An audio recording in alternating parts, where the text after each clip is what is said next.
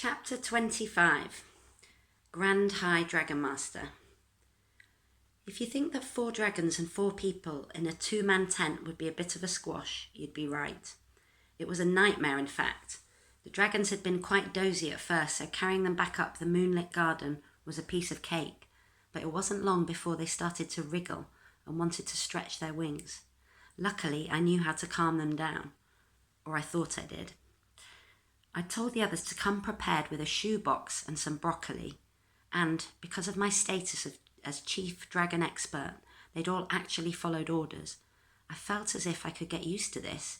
My new role as respected elder, the voice of experience and wisdom, leading my minions. Perhaps they should call me something like Commander or Captain, perhaps even Grand High Dragon Master. Yeah, that sounded good. I'd probably need a cloak, or a special hat maybe, and a logo, definitely a logo. Oi, Earth to Planet Thomas, said Ted, poking me in the side.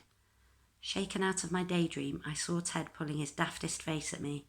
Come on, Pongtastic, what do you think? He said. I waved goodbye to my vision of myself as Grand High Dragon Master.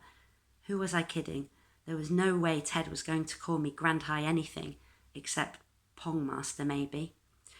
He was holding out his shoebox to me, and I have to admit, the little imp called Envy started muttering away in my head when I saw it.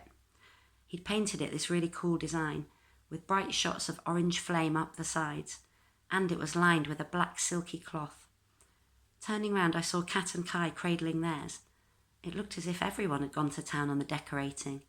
Kat had a soft velvet scarf for her dragon to curl up in, and the box itself was painted and covered in shiny sticky-back gems.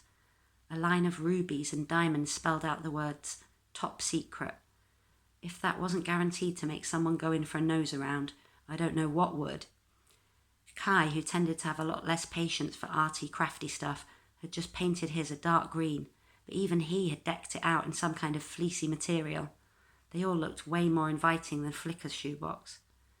Right, cool, I said, feeling pretty pleased that I'd managed to ignore my little envious imp, who had been all ready to stomp off in a huff at having been outdone. I was glad because everyone seemed really chuffed that I thought they were up to scratch. And then they started quizzing me on what we should do next. I guess I was still Grand High Dragon Master after all, even without the hat. Food and sleep, I told them. That's what's next. Get your box and your broccoli ready. Flicker flew down and tried to pick the broccoli stalk I was holding out of my fingers. Let's see if we can entice them in. If they're anything like Flicker, they must be hungry by now. The dragons were hungry, but it was soon clear that Flicker was on his own when it came to loving all things green and sprouty. Ted's dragon appeared to have a taste for, well, anything and everything. He'd already found and demolished a chocolate fudge bar that must have fallen out of Ted's pocket, plus most of its shiny wrapper, an apple and some crisps which Ted assured us he'd been saving to share with us later. The dragon was now surrounded by what appeared to be the remains of several small insects and half-chewed marshmallow, and was biting off and swallowing the buttons on Kat's cardigan. With every bite he took, his belly pulsed with a fiery orange glow that rippled down through his tail as though flames were sizzling through him. Cheeky thing, Ted said. He's just munched all our provisions. You're just mad because he got to them before you could, I said with a laugh. Kat leaned across, trying to reach her dragon, who had settled by the edge of her sleeping bag. Hey, look at this, she said. We peered down to where she was now pointing on the ground sheet of the tent. All around the little purple dragon were patches of ice. The delicate crystals formed into amazing patterns, almost like the creature had been painting a picture in frost. The dragon stretched up, drew back her wings and let out another freezing breath, swinging her head from side to side to build up the icy markings.